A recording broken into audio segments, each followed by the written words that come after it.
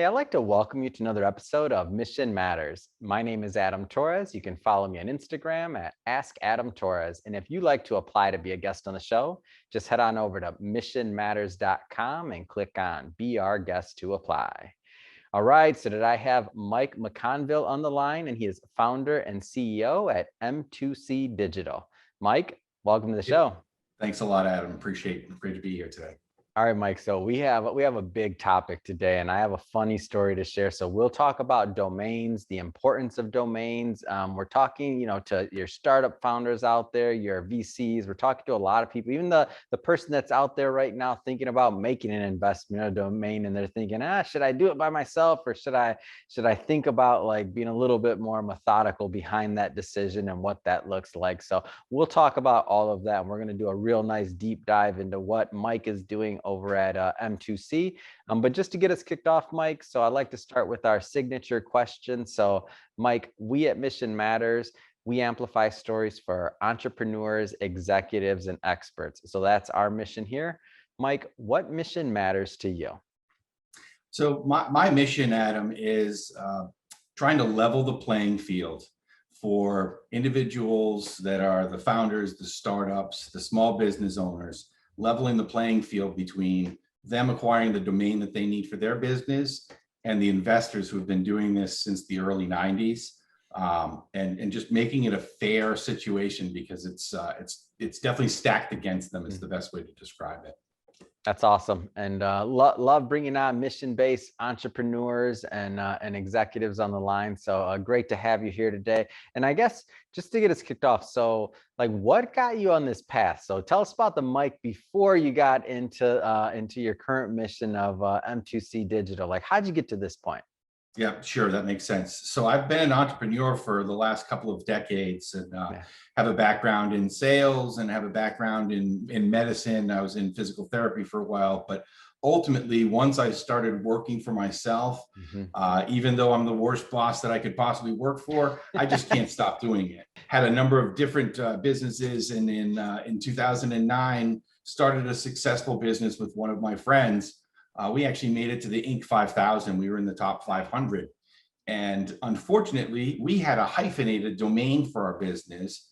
And we decided after getting onto Inc. that we would correct that. And the problem for us was that we had so much notoriety. There was so much information about how financially well we were doing that the owner of that domain was a very, very savvy investor. And they took us for a couple $100,000 to get that domain. Wow. So that's what got you in the space originally then. You're like, you were kind of voluntold by a savvy investor out there that was holding on to the domain that, hey, this is something that there's probably some other people out there that are going to have some interest in. Yeah. And ultimately, when I left that business, I just stumbled into what happened to be one of the largest outbound domain brokerages. I was looking for something else to do. What was my next project going to be? And I landed at a company called Domain Holdings. Again, one of the largest outbound domain brokerages, so representing sellers. And I was sort of the 11th or 12th guy in the office. Wow. And what I found when I walked in the door is that the biggest of the big investors already were underneath somebody's control, or already underneath management by another broker. So coming as an entrepreneur, I found my niche in working with buyers. I kept on going out and finding buyers for domains that other colleagues were representing the seller on. And I realized how unfair things were, because there's just so much more information, so much more experience and history and information, just knowledge on the seller side of things. That it was just an uphill battle for buyers. And I realized that it was really important to be in that space, which is what led me to spin out and create M2C Digital. So if you could go back, so you've been an entrepreneur for a long time, you've had some success, obviously, as an entrepreneur, as we see and hear. Like if you go back to that Mike that was maybe just getting started as an entrepreneur, and maybe on those first couple of ventures in your adult years, I don't mean like when you strike me as the guy that was at school selling stuff. Like you probably had I had a great t-shirt business that failed miserably in college, my senior year. year. So I feel like you've had there's lots. wins and I've losses. seen the Absolutely. adult ventures. So let's say you could go back to that Mike that was just getting it started with that first, like, serious venture, and you could give him some advice and tell him, some words of wisdom. What kind of things would you tell I think I would tell that Mike to slow down. him? That Mike made a lot of very quick decisions, moved really fast. And the unfortunate thing I think that happens with a lot of entrepreneurs is we end up being the smartest person in the room. Mm. And it really is helpful to listen to some outside advice. The very first adult Mike adventure, it did turn out, unfortunately, I didn't make it. It was about a 3-year deal before I fell apart.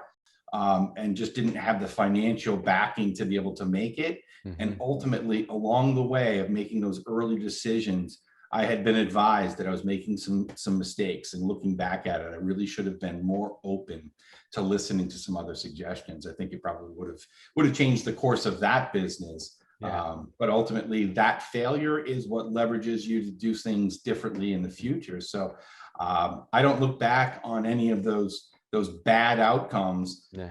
as anything other than what gave me the backbone to continue and fight in new areas that I probably would have been terrified to try otherwise. Man, I completely relate to that. Like, Adam, slow down. Adam, this doesn't happen overnight. All of that. I would Mhm. tell myself the same thing. And then there's all these experienced business people around you that have done more and know more. Maybe you should listen a little bit more, Adam. That's what I would tell me too. And that cost of tuition is much cheaper than going out and learning to make all the mistakes that everybody Yes. else has already made.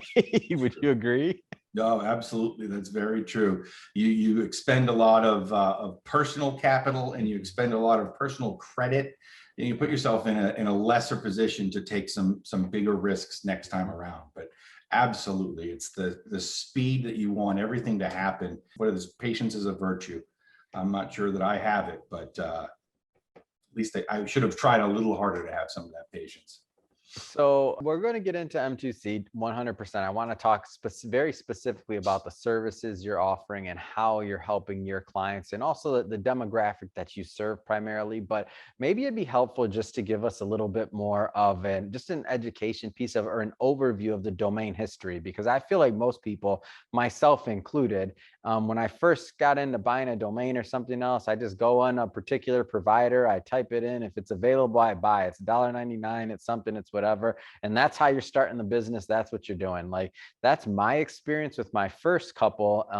Missionmatters.com, that's our biggest purchase as a domain. And we had to actually buy that one. So that was more than I ever thought we'd spend for a domain. But we moved over from another one when we rebranded to this. So it completely changed everything for us. So that's when I understood the difference between like the last domain we had and then this one, missionmatters.com. So, and again, that cost us.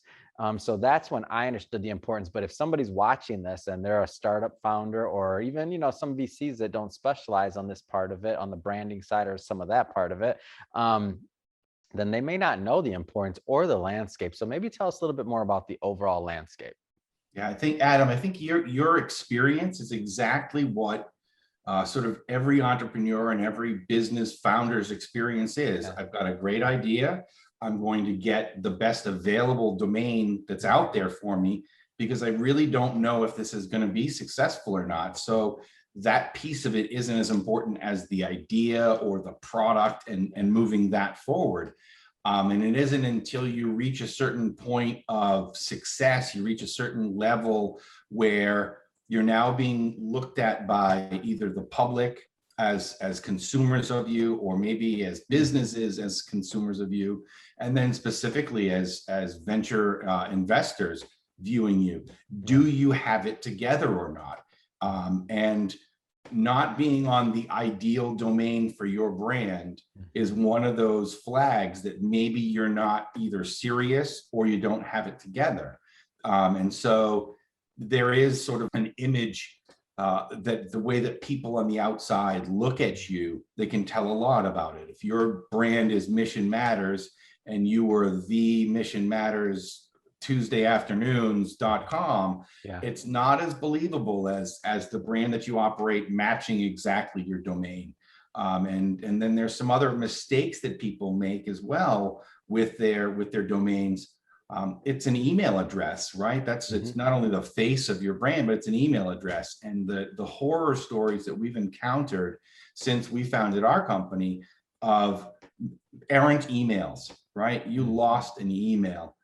There's a major university that doesn't operate on their .com, and they don't own their .com.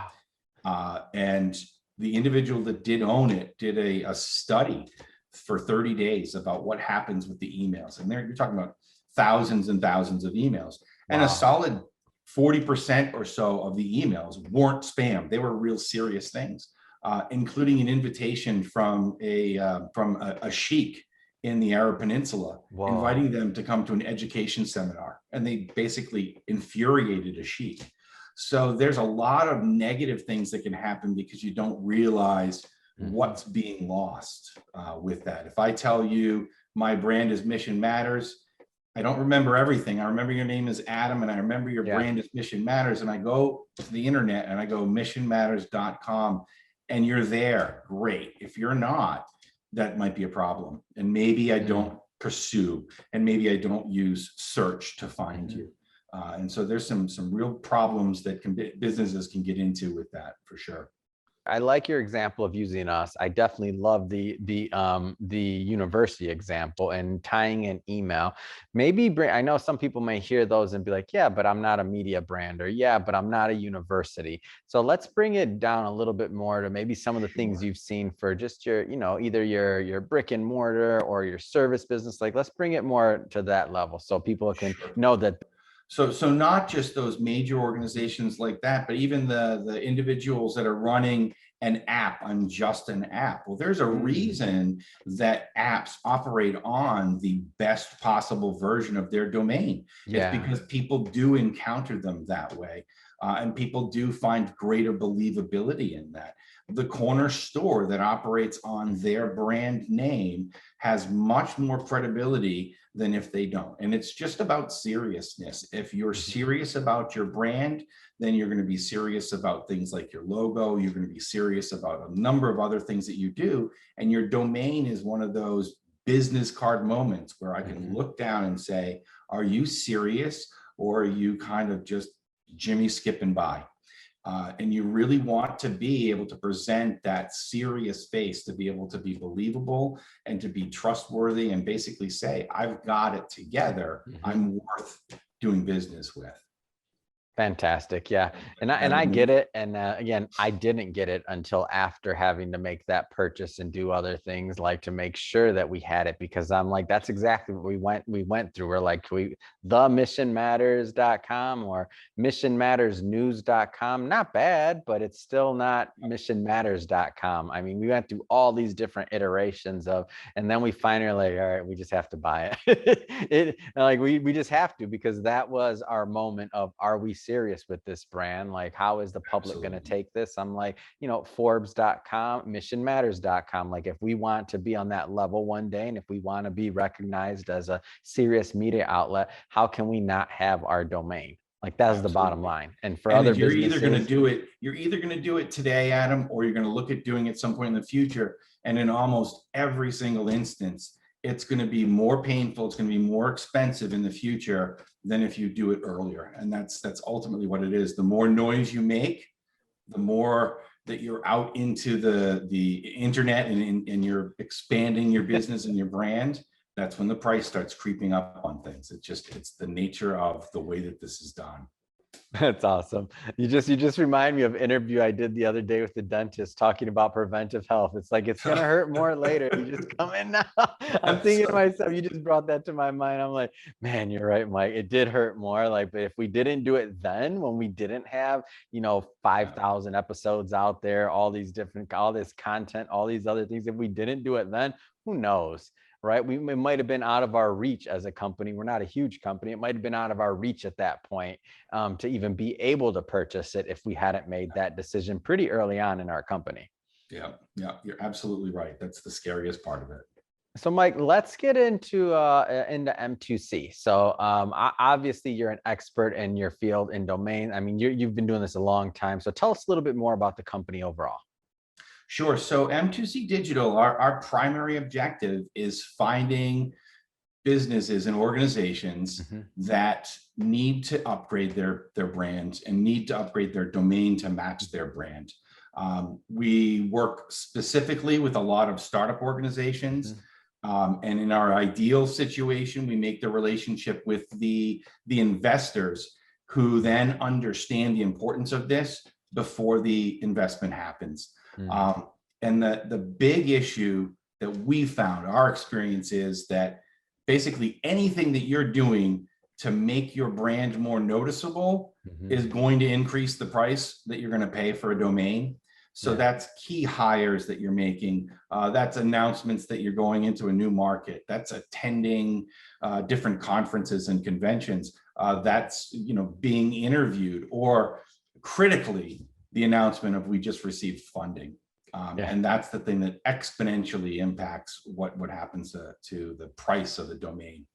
It goes from being attainable to stratospheric, and it's a huge frustration. I feel it, and so we feel it for all of our clients as well. How does this, you keep mentioning investors. I don't, unless you're in that business, I don't think most people know kind of like how that part of it works. So who are these investors? I mean, give us a little bit of a lay of the land on that part of it.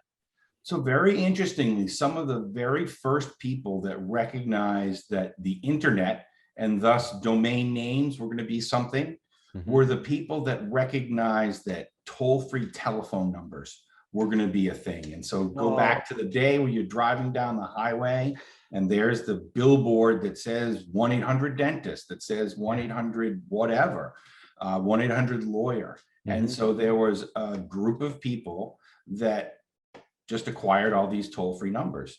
And then they were able to sell them and make a profit. Mm-hmm. The telephone industry didn't like it very much, but there's nothing they could do about it. Yeah. When domains came on board, some of the very first people that got into that space were people that had made money doing these toll-free numbers.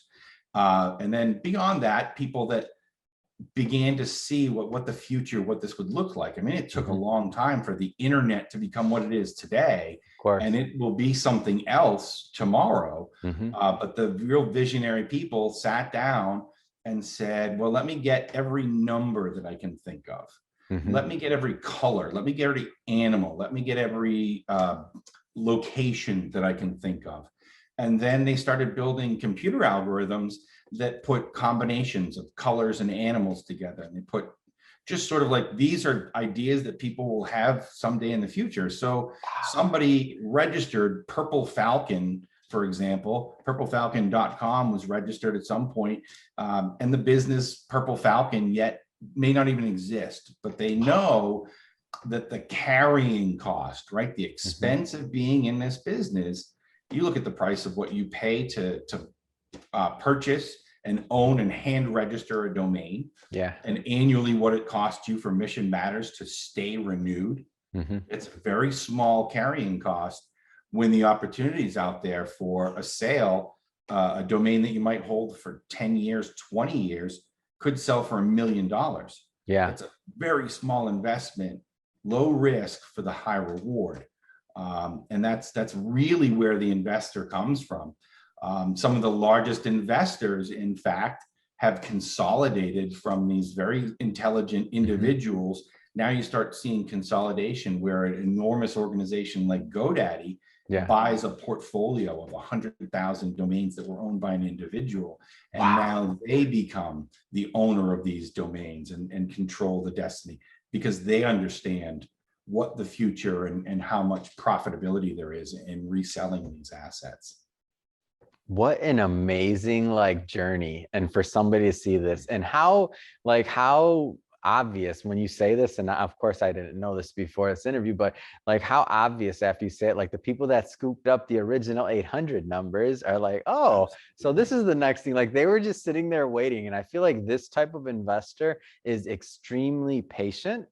they're extreme. They have a long-term vision. Like they're even like that type of investor, they're looking like really long range. Because if you're willing to hold on to an investment, 10 years, 15 years down the line for it to pay off, like there's a certain tangibility there that, let's just say, your shorter term investor isn't gonna see. Like this No, isn't this it's isn't like a two really, to when three you think years of and it, you're out, like, and you're expecting 100% return on your money investment. This is saying, no, we're keeping this because this is at some point going to be like, and then I'm guessing the way that their cash flow works is they have, they get every year they're selling a certain percentage, they're making a profitability, and they're making sure they're cash flow positive and covering whatever they need to, depending on the size of the organization, right? Obviously, that same thought process can be for smaller or larger, but am I off in any of this? no, you're spot on. Yeah, you're spot on.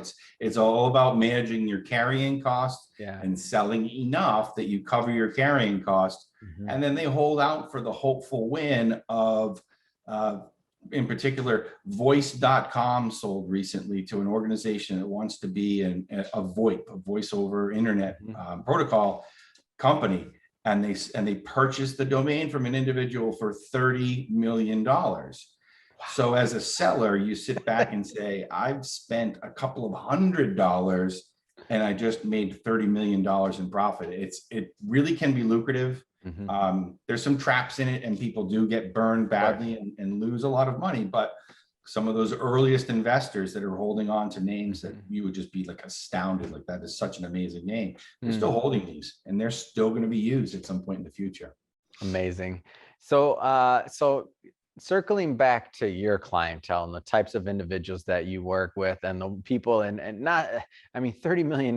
Wow. So some people's mouth just dropped. Mine did, if you didn't see it, but that's quite a bit. And when you think about, like, especially if you're startup, your VC, your founder, and you're thinking about like your situation and like how serious to take this, like what are some of the mistakes that you're seeing that people are making? Like, so should somebody, like, I'll give you our journey. So if I went to missionmatters.com before we purchased it, and I'm like, I don't know how to do this. It says maybe contact somebody or something else. What am I going to do? Pick up the phone and tell this guy, hey, or girl, or whoever, like, or organization, hey, I want to buy this domain. Like, that sounds like kind of odd to me. Like, how does somebody navigate this, like this domain world? Yeah, and it becomes even more complex now with so many privacy laws that are in effect, that you used to be able to navigate and be able to locate contact information of individuals based on the fact that they own a domain. A lot of that is now masked because of privacy concerns. And so it's become even more difficult, more complicated. We see a lot of people that make the mistake of sending an email and giving either too much information, like this is who I am and this is me, and so I can look you up and I can see, wow, look at this guy's got a lot of money in the bank, and I understand where he came from, and he's best friends with Bill Gates, so he's got connections.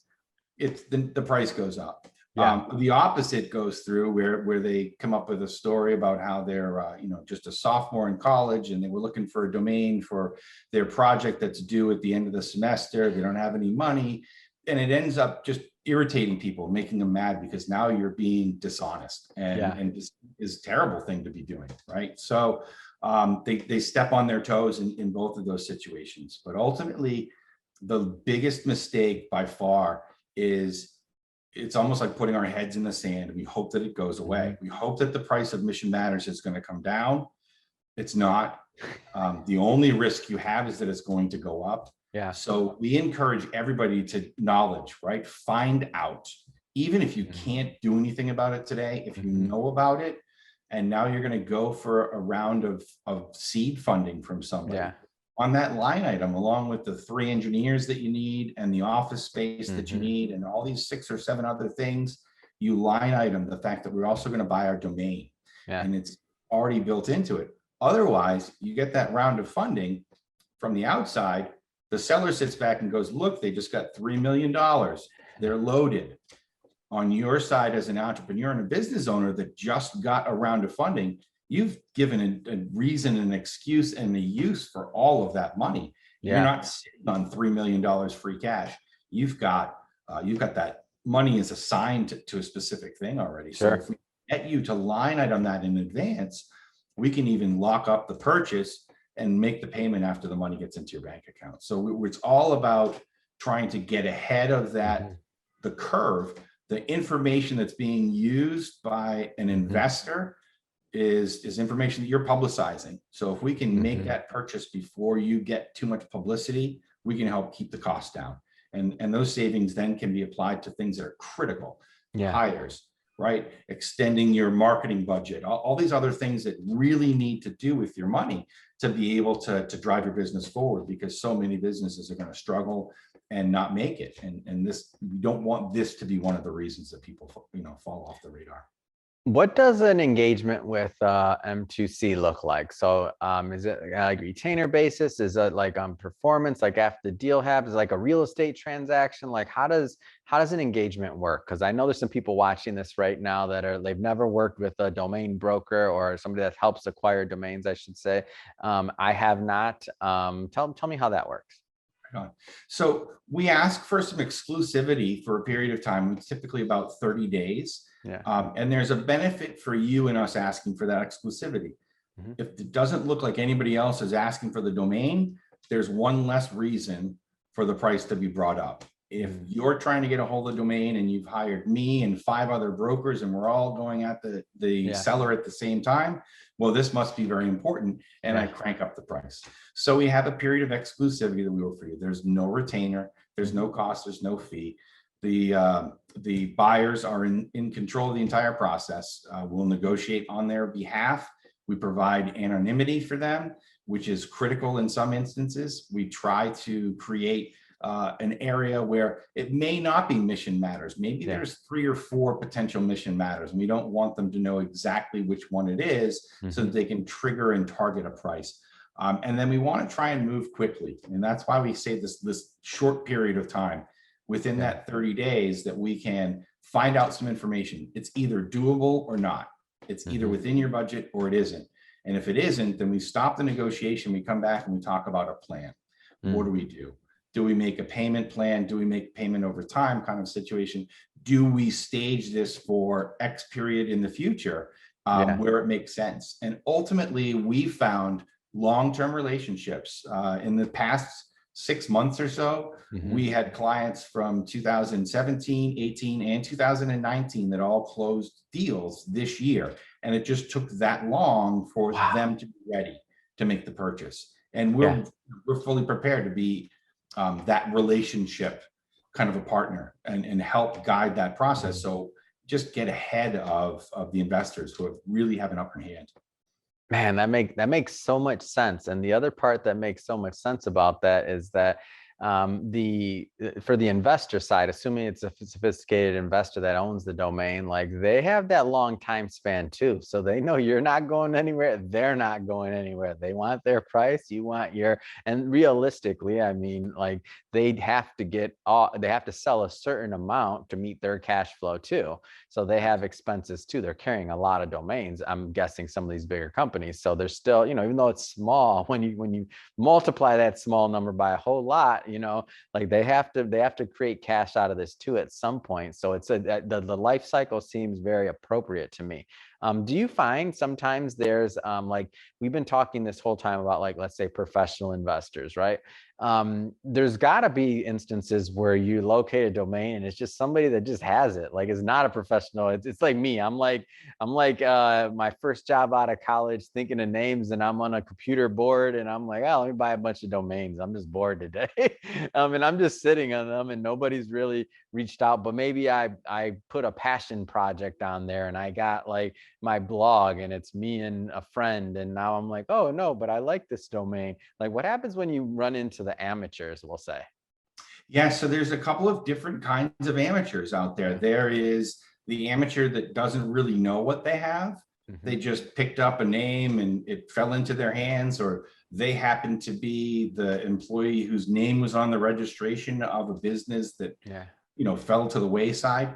And that's probably a little bit easier to work with, because there's lots of tools and lots of things that we can provide to a seller like that to help educate them on the value of something. And that works to our advantage. If we're helping them to understand the value, they're going to be trusting of us, and it helps us to get a deal done. The very complicated ones are people that do have a very emotional attachment. There's a couple of different examples of these. We had three siblings that had inherited a website from mom and dad. And it was mom's website that she had she had a couple of pictures of cats up on it. Oh. And dad outlived mom, and dad had the domain. And after dad was gone, that was the website that the kids had, and they didn't want to get rid of it. They wanted it. What we did is we managed to negotiate with them. There's an egg, right? There's an Easter egg on a website for this company that those kids can go and click on that Easter egg, and they'll be brought to the original website. It still lives, right? It's not gone, but this other company has their primary website there now. And so you do have to That is so cool. Yeah, you have to be very, very diligent with some of those kinds of things. It's handling it with kid gloves. There's a lot of emotion there. One of my favorite stories of all time is locating a domain that the original owner had paid 15 years of renewals, and then he passed away. And he was unmarried. He didn't have anybody that was an obvious heir, but we located a girlfriend just through one article about him, found the name of a girlfriend. We hunted down the funeral home, contacted the funeral director, who put us in touch with the girlfriend, who had no idea that she owned a domain. We helped her walk through the process of getting the domain, because it would have just dropped and gone no place. And she was able to then make a great return selling the domain. She didn't work with us to do that, but she had a huge emotional, she wouldn't sell the domain, but eventually she did sell the domain and made a lot of money in doing so. And it was her loved one's domain. Wow, what an amazing story. Yeah, I feel like you've seen a lot of things being in this space, and just whenever you're working with people, but stories for days on this one. This is great. Yeah, absolutely, for sure. So Mike, what's the difference between working with a professional and just trying to do this yourself? Like at the end of this, because I want people to definitely reach out, and I'm going to give you the opportunity to leave your information, but like what do you think is that big deciding factor there? I think it's access to tools and information. The sellers have decades worth of tools and information built up. They share, they have conventions, they have blogs, they have newsletters. There is so much information, if you're a seller, that you can access. Utilizing that same information and being able to apply it as a buyer is a huge advantage that the everyday individual does not have. And because we're in this role of understanding what tools and how they're being used by sellers, we can take them and turn them around and say, here's the advantage for us as a buyer to be able to use these same kinds of tools to either contact somebody, or to determine what fair values are, or to understand what somebody's perspective and personality is. But there's a lot of just sort of below the radar tools that we're able to have access to that would just be out of reach for a single person trying to make one domain acquisition. And we never know which one of the tools we're going to need to pull out of our toolbox to be able to do a deal. We find out about a client that wants a domain name, and we've got to have every tool available to us because we just don't know which ones we're going to need on that particular transaction. And so I think that's probably the biggest thing is access to that information and to the tools to be able to get that done.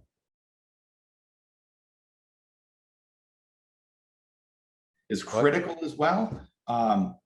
This is all we do. Yeah. And at Mission Matters, you're running a business. Yeah. And so any amount of time that you devote to trying to locate and negotiate and all, it's taken away from your core mission. So let us just go, this is all we do. Let us go and do it. We are experts. This is what we do. And you don't have to worry about it until it's time to decide yes or no, we do or don't want to buy this. We take this and make this a very easy path for people. Man, I love it. I love the way you say that. To me, it's like, okay, you're entering the ring with, the world champion boxer, and you're this guy that just, you took a couple boxing lessons. Like, You can't just write an email and say, hey, I'm this college kid, or like come up with these things. Like, this is your business, this is your domain, and the person that owns it, it's very likely that it's going to be that after you write that silly email of like being the college person, and then after you write that other thing that you're like where you give them too much information, then you mess up twice because you're dealing again with a prize fighter on the other end that possibly has decades of experience, and they're going to conferences, they're learning about this. There's a whole community, trade magazines, all talking about this business, and here you are with your little email thinking. So after you poke the bear a couple of times, then you got to call M2C and be like, hey, so this is what I did. You don't think that seller knows it's still you? He knows it's you. He or she knows it's you. And now you just now the price just went up more. They're still holding the same domain. It's the same person. Yeah, we put our helmet on, we get down in the dog fight, and we just, we wait it out. But absolutely, people do come to us and we're like, oh, we cringe. You did what? Oh, you did what? Oh, okay. We'll help you. It's not going to be easy, but I see it, because that's something I would do. That's why I'm laughing. I'm not laughing at you. I'm definitely not laughing at the audience. I'm laughing at me because this sounds like something I would do. And then I'd be like, hey, Mike, about this Mission Matters domain, I think I messed up. And all of these things end up as fodder for the blogs and for the chat rooms that the sellers use, that they're having a great laugh at our expense. Oh man. So Mike, this has been great. I'll tell you, it's been a pleasure having you on the show. If somebody's watching this right now and they want to learn more about M2C Digital or connect with you and your team and have that conversation, what's the best way for people to reach out? Absolutely. The easiest thing to do is to just email us, info@M2C Digital, m2cdigital.com, obviously. And we're happy to take any kind of questions. Mm-hmm. My whole thing and our stance is just this: knowledge is power. Mm-hmm. Nobody has to act, but you can't possibly act if you don't know what you're going up against. And let's find out if what you're facing right now is the greatest investor ever, or some guy who doesn't know what he's doing, or some woman who doesn't know what they're doing. And let's just know what you're facing so that you can make a decision, rather than trying to make decisions in the unknown. It just doesn't work for us. Love it. Well, again, Mike, thank you for coming on the show today. And to the audience, as always, thank you for tuning in. Hope you got a lot of value out of this. Hope you learned a lot. Hope you had some fun. If you did, don't forget, hit that subscribe button. Definitely want you to be a return listener and a return visitor. And Mike, it really has been a pleasure. Thank you for coming on. Awesome. Thanks a lot. I appreciate it.